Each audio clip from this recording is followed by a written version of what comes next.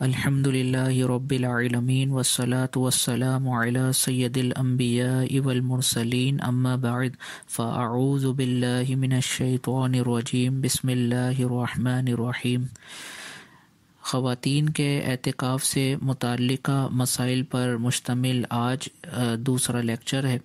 آج کے لیکچر میں ہم اس بارے میں کلام کریں گے کہ وہ کون سی خواتین ہیں کہ جن کو رمضان المبارک کے آخری عشرے کا اعتکاف کرنا چاہیے۔ اس میں پہلا پوائنٹ یہ ہے کہ گھر میں وہ بہن کہ جس کی ذمہ داریاں زیادہ ہوں وہ اعتکاف نہ کریں۔ یعنی بعض اوقات ایسا ہوتا ہے کہ گھر میں کسی بہن پر گھر کی ذمہ داریاں، گھر کے کام کاج کی ذمہ داریاں بہت زیادہ ہوتی ہیں، اور ان کے اعتکاف میں بیٹھنے کی صورت میں گھر کے کام کاج میں شدید حرج پیدا ہو جائے تو پھر ان کو اعتکاف کے بجائے گھر کے کام کاج اور ذمہ داریوں کو ترجیح دینی چاہیے۔ اب اس میں مختلف صورتیں ہو سکتی ہیں کہ گھر میں اگر ایک سے زیادہ بہنیں ہیں اور ایک کے اعتکاف میں بیٹھنے کی صورت میں کام کاج میں کوئی حرج پیدا نہ ہو بلکہ دیگر بہنیں کام کو اچھے انداز میں مینیج کر لیں تو پھر اس صورت میں اعتکاف میں بہن بیٹھ سکتی ہیں۔ لیکن اگر یہ ہو کہ والدہ ہیں، والدہ کے ساتھ ان کی ایک بیٹی ہے، اگر بیٹی اعتکاف میں بیٹھ جاتی ہے تو والدہ کے اوپر کام کا بہت زیادہ برڈن ہو جائے گا، بہت زیادہ لوڈ ہو جائے گا۔ تو اس صورت میں بیٹی کو چاہیے کہ وہ اعتکاف کے بجائے والدہ کے ساتھ کام کاج میں حصہ لیں اور ان کے ساتھ گھر کے کام کاج میں ہاتھ بٹائیں۔ دوسرا پوائنٹ یہ ہے کہ اعتکاف کی نیت اچھی ہونی چاہیے اور گھر کے کام کاج سے بچنے کے لیے نہ ہو۔ یعنی یہ پوائنٹ اس لیے بیان کیا گیا کہ ہمارے مشاہدے میں اس طرح کی بات آ چکی ہے کہ بعض خواتین اس لیے بھی اعتکاف میں بیٹھتی ہیں کہ ان کے اوپر کام کا لوڈ بہت زیادہ ہوتا ہے،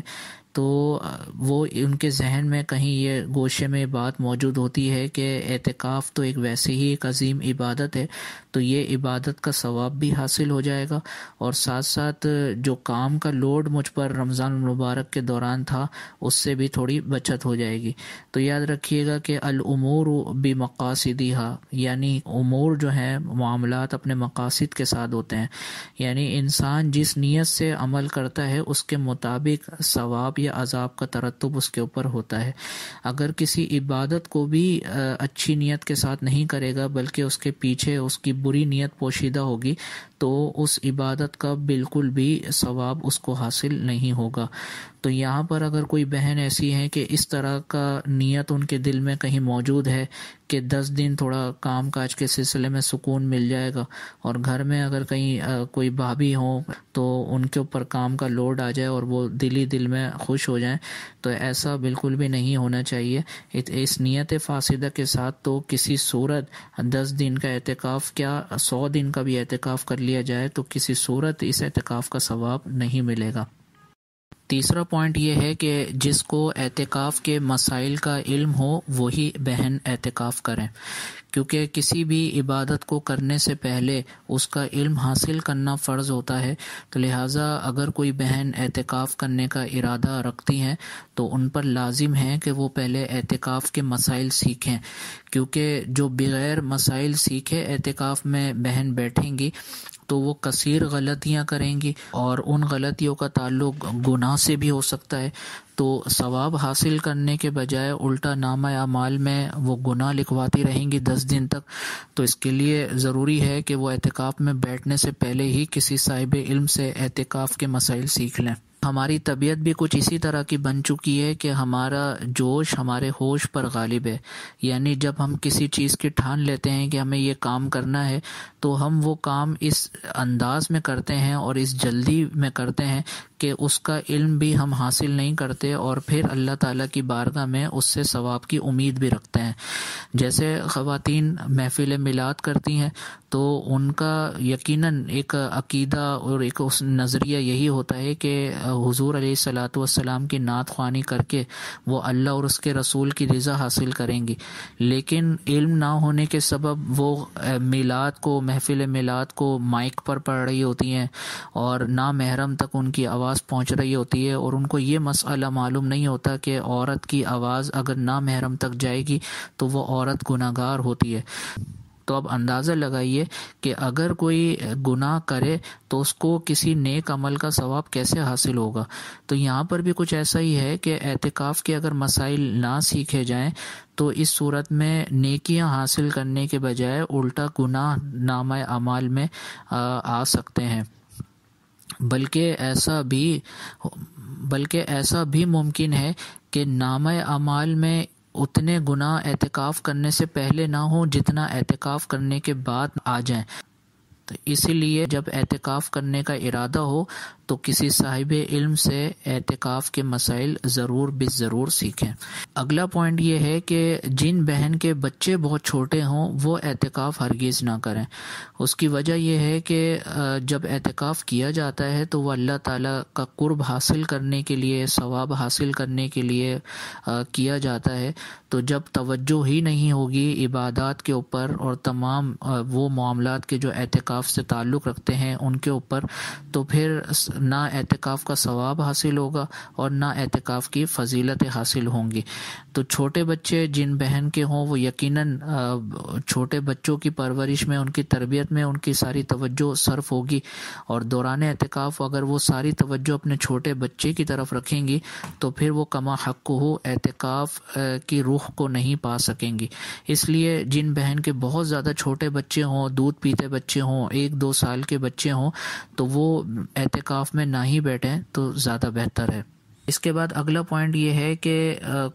اعتکاف میں بیٹھنے والی بہن ایسی حالت میں نہ ہو کہ جس کے سبب ان کا اعتکاف کا خشوع و خضوع متاثر ہو۔ یعنی اس سے مراد یہ ہے کہ اگر کوئی بہن ان کی طبیعت صحیح نہیں ہے یا ان کے ساتھ کوئی بیماری لاحق ہے یا جسمانی طور پر کوئی تکلیف لاحق ہے، کوئی جسم میں کوئی زخم وغیرہ موجود ہے یا سر میں درد ان کے رہتا ہے، تو اب اس کے سبب بھی ان کا اعتکاف مکمل طور پہ خشوع و خضوع والا نہیں ہوگا، بلکہ اعتکاف میں بیٹھنے کے باوجود ان کی ساری توجہ اپنے اس مرض کی طرف، اپنے اس تکلیف کی طرف رہے گی، تو اس سے بھی وہ اعتکاف کی روح کو نہیں پا سکیں گی، اعتکاف کے مقصد کو حاصل نہیں کر سکیں گی۔ لہٰذا اگر کوئی بہن ایسی ہیں کہ جن کے ساتھ کسی قسم کو کوئی عذر لاحق ہو، بیماری کی صورت میں، کوئی زخم تکلیف کی صورت میں، تو وہ بھی اعتکاف نہ کریں تو زیادہ بہتر ہے۔ اس کے بعد اگلا پوائنٹ یہ ہے کہ شادی شدہ بہن شوہر کی اجازت سے اعتکاف میں بیٹھیں، اور یہ شرعی مسئلہ یاد رکھیے گا کہ جو شادی شدہ بہن ہے ان کے لیے ضروری ہے کہ وہ شوہر سے اجازت لے کر اعتکاف میں بیٹھیں۔ اگر شوہر اجازت دے دے تو اعتکاف میں بیٹھنا ان بہن کے لیے جائز ہوگا، اور اگر شوہر منع کر دیں تو اعتکاف میں بیٹھنا ان کے لیے جائز نہیں ہوگا۔ اور اگر وہ بیٹھ گئیں تو نامہ اعمال میں اعتکاف کی فضیلت اور ثواب لکھنے کے بجائے گناہ لکھا جائے گا۔ اور اگلا پوائنٹ اور آخری پوائنٹ یہ ہے کہ ماں اپنی چھوٹی بچی یا نابالغہ بچی کے ساتھ اعتکاف میں بیٹھ سکتی ہے۔ اس حوالے سے تفصیلی گفتگو آگے مسائل میں کی جائے گی کہ نابالغہ بچی اگر بیٹھنا چاہے اعتکاف میں تو وہ بالکل بیٹھ سکتی ہے، بلکہ اپنی والدہ کے ساتھ بھی اگر وہ بیٹھنا چاہے تو بالکل بیٹھ سکتی ہے، لیکن اس میں بس نابالغہ کے ساتھ شرط یہ ہے کہ وہ بچی سمجھدار ہونا ضروری ہے۔ جو عام طور پہ 8-9 سال کی، 8 سال کی، 7 سال کی بچی ہوتی ہے، یہ سمجھدار اس کو سمجھا جاتا ہے۔ اگر وہ واقعی سنجیدہ ہے اور اعتکاف کی رعایت کر لے گی اور اس کو ادباً اس عبادت کو کر سکتی ہے اپنی والدہ کے ساتھ بیٹھ کر، تو اس کو بھی اعتکاف میں ساتھ بٹھایا جا سکتا ہے۔ تو یہ وہ تمام ضروری امور تھے کہ جو اگر بہنیں ملحوظ رکھیں تو اعتکاف کرنے میں ان کو آسانی ہوگی۔ اللہ تبارک و تعالیٰ سے دعا ہے کہ اللہ تبارک و تعالیٰ اعتکاف کے سلسلے میں بیان کی گئی آج کی باتیں ذہن میں رکھ کر دوسروں کو پہنچانے کی توفیق عطا فرمائے۔ آمین بجاہ نبی الامین صلی اللہ تعالی علیہ وسلم۔